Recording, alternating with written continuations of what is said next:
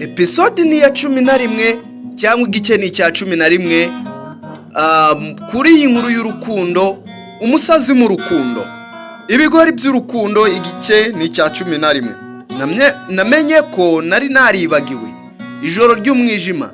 Neyima yicaye ku buriri, intoki ze zifashe umutwe, amaso ahaza amarira. Ubutumwa bwanditse ku muryango: urukundo rwawe rwarantegereje, none ndakugarura umugumanye mu mutwe nk'indirimbo itagira iherezo. Bukeye bwaho Neyima yahisemo gusubira ku mva ya Sami, aho yasize indabo yari zarumye. Ariko ubu hari ikintu gishya. Foto ya Sami na Neyima bafashe agatambaro k'umwana. Neyima yahise acika intege, arapfukama atangira kwibaza, ese Sami yigeze kumenya ko atazabona umwana we? Kuko yantekereje muri ubwo buryo, ese ibyo Semanywa abona niwe cyangwa n'undi muntu ubibona? Ubuhamya bwa sekuru: Neyima yahamagaye nyirakuru wa Sami, niwe wari waramureze. Yamusanganye ikaramu n'agapapuro, aramubwira ati, hari ibanga Sami yahoraga ambwira, ariko sinigeze mbibwira n'umwe. Ubu igihe kirageze. Yamuhaye urwandiko Sami yari yaranditse amezi 3 mbere y'urupfu rwe, mu magambo arimo: naramukunze, ariko sinigeze menya niba nawe amfite mu mutima. Ariko nitugira umwana, uzamubwire ko yavutse mu rukundo rwababaye. Urwo rukundo ruzamugiramo imbaraga n'amarira. Neyima yarasomye ararira, ariko ahita yibuka ibintu 3 bikomeye. Umunsi Sami yarwaye bwa nyuma, hari umugabo w'inyarwanda waraje kumusura, cyangwa umugabo wo mu Rwanda waje kumusura, bakavugana bihishahisha. Sami yigeze kumubwira mu ijoro rimwe ati, nubwo twahuye dutakaye, ndagira ngo uze kumenya ko hari undi uzagutera ikinega mu maso yanjye. Mwana Semanywa yasaga neza n'uwo mugabo wari waraje mu bitaro. Ijwi mu gicuku.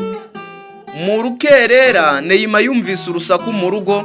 Asohotse buhoro, asanga umuntu wambaye ikoti ry'umukara, yambaye ingofero nk'iy'abacunga umutekano wa kera, ahagaze hafi y'igiti cya pome. Yaramwegereye buhoro, ariko uwo muntu avuga ijwi rihindagurika: umwana wawe si umwana wawe gusa, si Sami gusa wamuretse, hari n'undi wagize uruhare, uwo wibagiwe, nawe unyumvire. Neyima arikanga, ariruka asubira mu nzu, asanga urugi rwanditse uti, nda magambo mashya, wibagiwe amahitamo yawe yo hambere. Nta rukundo rutagira igisobanuro. Ahantu harangira igice cyangwa agashya gateye ubwoba. Neyima yasubiye mu cyumba cy'umwana, arangije amusanga yicaye imbere y'idirishya, afite agakayi. Semanywa atamurebye mu maso amubwira ati, mama, ese uribuka Eseza? Nawe unyumvire, ese mama uribuka Eseza? Neyima ahita ashiduka. Eseza yari izina ry'inshuti ye ya kera, umwe yigeze guteretana akiri mu mashuri, akamwiba umusore, akamutererana. Igihe yamukeneraga, Eseza yari yaraburiwe irengero imyaka 10 ishize. Neyima yanyeganyeje aravuga buhoro, kuki umbajije Eseza? Semanywa yaramurebye, amaso asa n'uwataye isi, aravuga, kuko ndiwe. Nawe unyumvire, amatsiko menshi arakomeje. Ese Semanywa afite umwuka wa Eseza? Byakumvikana utese kandi? Sami koko yamenye ko Neyima yamubeshye ku ncamake y'amateka ye? Nabwo ni ikibazo. Kuko Neyima yibagiwe Eseza, kandi urupfu rwe ari rwo rwatangiye uru rukundo rw'agahinda. Igice cya 12 cyangwa episode ya 12 kizasubiza ikibazo kimwe, ariko kitera ndetse kinasobanura ibindi byose uko byabajijwe. Ukeneye ko ngikwandikira cyangwa ko ngiguhereza mu majwi, nta kibazo, mereze subscribe kuri YouTube channel yacu.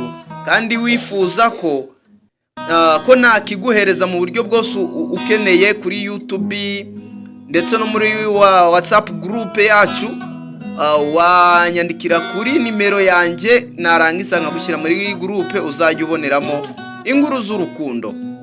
Nditeguye gukomeza kukubwira iyi nkuru, ndetse niba igushimishije wowe kanda subscribe, uduhereze like, share na comment, ndetse usharinga iyi video igere ku bantu bose kugira ngo dukomeze kunogerwa na gahunda z'iyi groupe cyangwa na gahunda z'uyu muryango mugari, dukomeze kwaguka cyane. Babagezaga iyi nkuru ya Neema na Sami, ninjye Fabien. Imana ikomeze ibandebere.